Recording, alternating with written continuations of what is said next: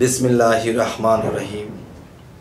হে সমস্ত জগতবাসী, আজ আমি শামীম আলী চিশতি আপনাদের সামনে একটি আলোচনা নিয়ে যে আলোচনাটি নিয়ে হাজির হলাম, সেই আলোচনাটি অবশ্যই খেয়াল করে শুনবেন। ঘটনা হলো যে আজকে যে সমস্যার কথা বলবো, এই সমস্যায় অনেক মানুষ পড়ে আছে।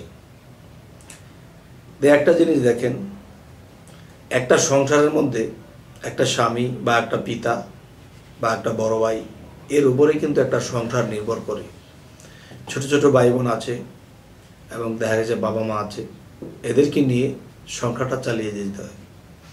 তো এখন বিষয়টা হলো যে অনেকেই আমার কাছে এরকম কিছু বলেছে বা অনেকে আমাকে ফোনে খুব নিয়াস ফেলে দিয়েছে যে কি করব। যে একটা জিনিস হলো, হাদিস কোরআন যদি আমরা দেখি তাহলে নিজের পরিবার পরিজনকে বাঁচানো ফরজ, তাদেরকে খাওয়া দাওয়া লালন পালন করে রাখাটা আমার জন্য ফরজ। তাহলে কি করব? যেই কাজে হাত দিই সেই কাজে ব্যর্থ হয়, যেই কাজে হাত দিই সেই কাজে ব্যর্থ হয়। এমনকি টাকা পয়সা ইনভেস্ট করব, টাকা পয়সা নিয়ে হাওলাত করে যখন যাই, তারপরও দেখা যায় যেটাতে হাত দিই সেটাই নষ্ট হয়ে যায়। তাহলে একটি বিষয় হলো কি, দেখুন যে মানুষ মানুষের শত্রু, তো মানুষই মানুষের শত্রামি করতেছে। আর শত্রামি কত প্রকার, এই প্রকারভেদ শত্রামি যদি আমরা বুঝতে পারি তাহলে আমরা অনেক সমস্যা থেকে আমরা কাটিয়ে উঠতে পারবো ইনশাল্লাহ। দেখুন, ধরেন আপনার ফ্যামিলির মধ্যে আপনার পিতার উপর কারো শত্রামি আছে, বা আপনার মায়ের উপরে কারো শত্রামি আছে, আপনার ভাইয়ের উপরে কারো শত্রামি আছে। তখন দেখেন এই পৃথিবীটা একটা তান্ত্রিকের জগৎ, জাদুকরের জগৎ, আল্লাহর অলিদের জগৎ, শয়তানের জগৎ, ভালো মানুষের জগৎ, সকল মিলিয়ে কিন্তু এই পৃথিবীটা। তো তান্ত্রিক বা একটা জিনিস যে জাদু বিদ্যা এবং কবিরাজি একটা বিদ্যা। তো এখন আজকের কথা হলো কি, দেখেন আপনি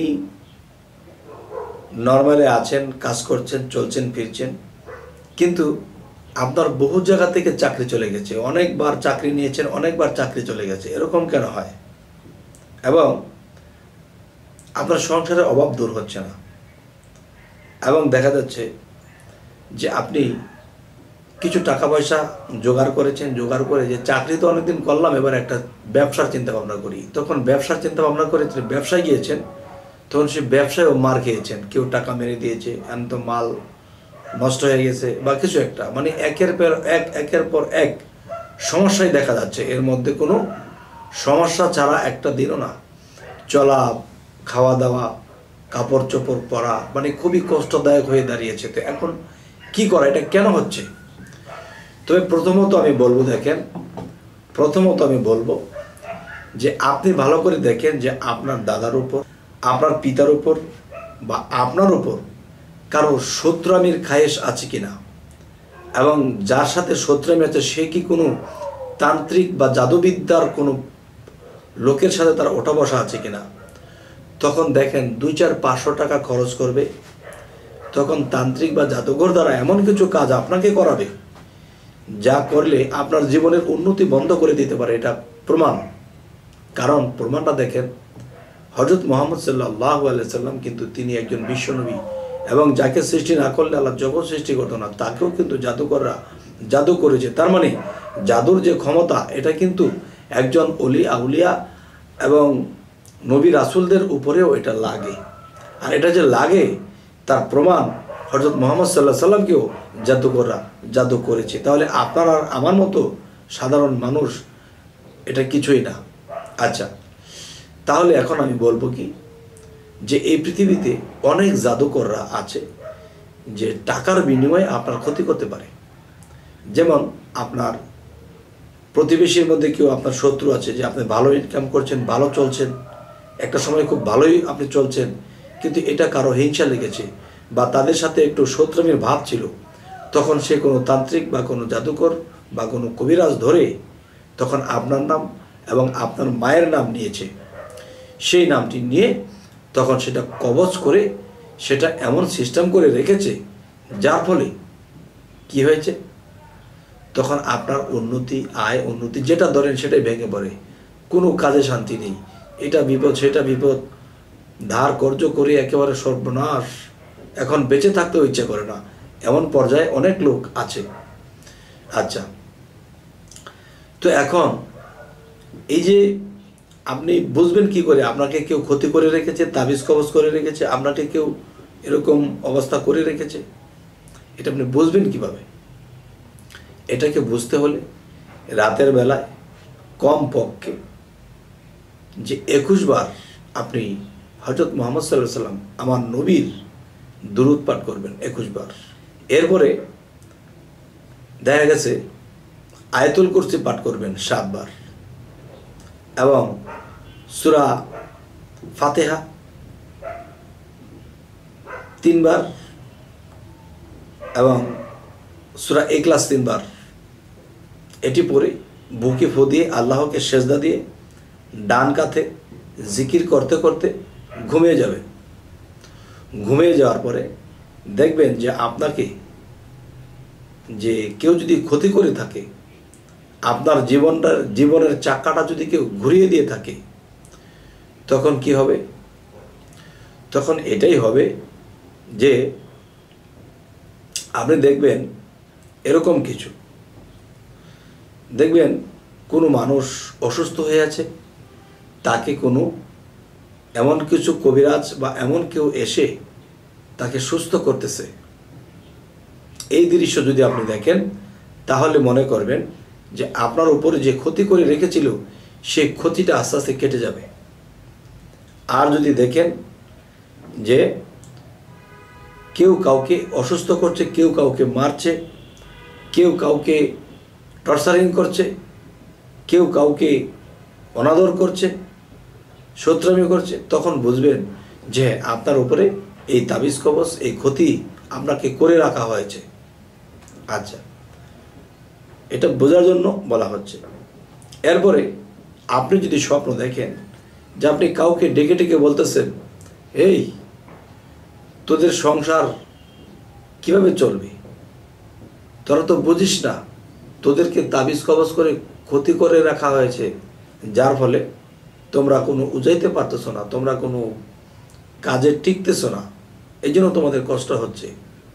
এটা কে বলছে? আপনি স্বপ্নযুগে কাউকে বলেছেন।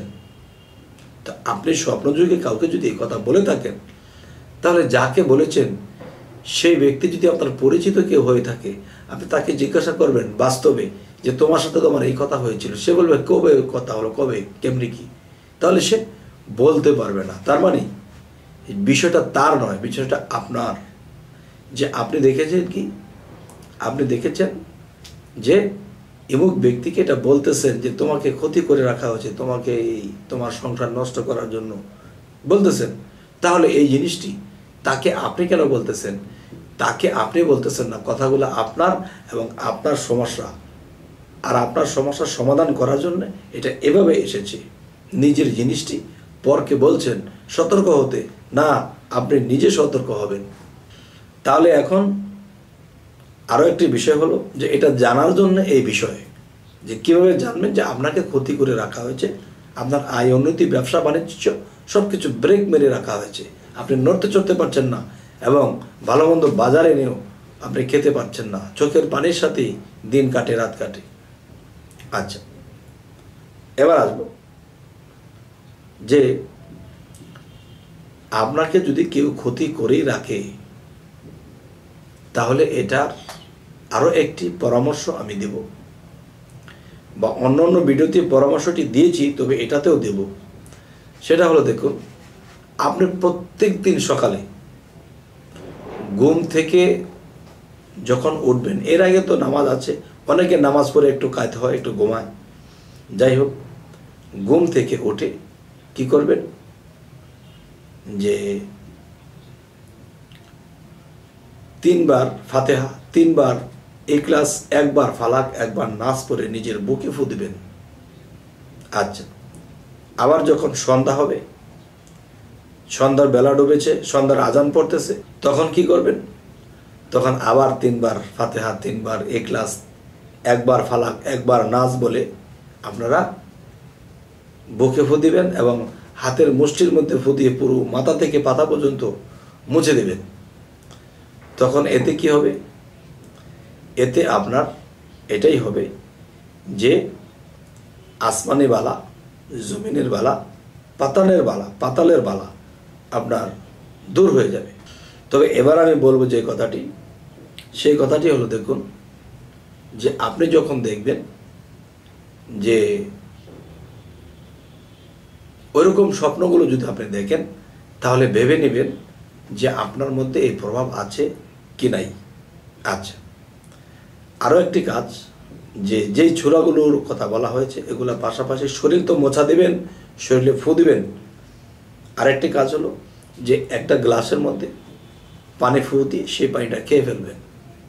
আচ্ছা, আরও একটি বিষয় হলো, যখন কাজে কর্মে, ব্যবসায়, অফিসে চলে যাবেন, তখন আপনি ঘরে কেবলামুখী হয়ে সরাসরি কুদরতি চরণে আল্লাহ সরাসরি একটা সেজদা করবেন।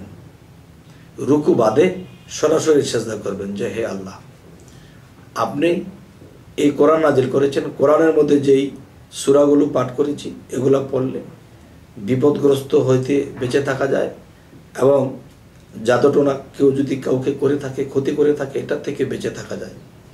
তাহলে আল্লাহ আপনি হেফাজত করুন, আপনার সূরাগুলো পড়েছি এই উসিলায়, যেন আমি বিপদ মুক্ত হতে পারি এবং আপনার ইবাদত করতে পারি।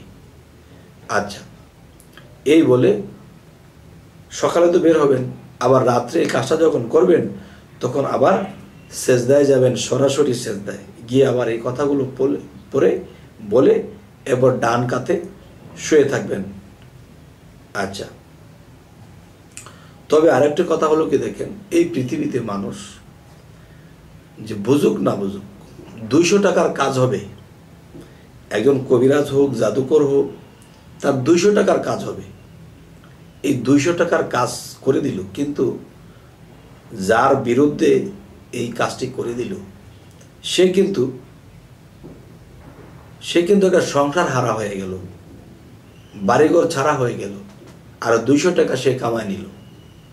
তাহলে আপনাদের কাছে আমি অনুরোধ করে বলবো, হে তান্ত্রিক ভাই, হে জাদুকর ভাই, হে কবিরাজ ভাই, 200-400 টাকার জন্য মানুষের ক্ষতিটা করবেন না। আরে ভালোটা করলেও তো মানুষে যা দেয় তাই আলহামদুলিল্লাহ, কিন্তু ভালোটা তো করবেন, যাই দেয় তাই নিলেন, কিন্তু মানুষের ক্ষতির জন্য যাবেন না। একটা মানুষের সংসার, ফ্যামিলি পথে বসে যায়, কারণ এই জিনিসের মধ্যে আল্লাহ শক্তি দিয়ে রেখেছে। এই তান্ত্রিক, জাদু এবং দেখা যায় কবিরাজি, এরা যদি ভালো কাজে লাগায় তাহলে তারা জান্নাতবাসী হবে, আর যদি এই জিনিসগুলোকে খারাপ কাজে লাগায় তাহলে তারা দোজখবাসী হবে।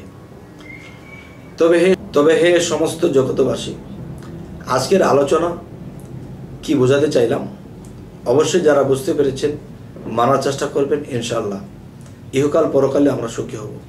তবে আরও একটি বিষয় হলো, আমাদের চ্যানেলে যদি নতুন হয়ে থাকেন অবশ্যই সাবস্ক্রাইব করে নেবেন, এবং পরবর্তীতে যেন ভালো ভিডিও এনে দিতে পারি। তো সকলে ভালো থাকবেন, আল্লাহ হাফিজ।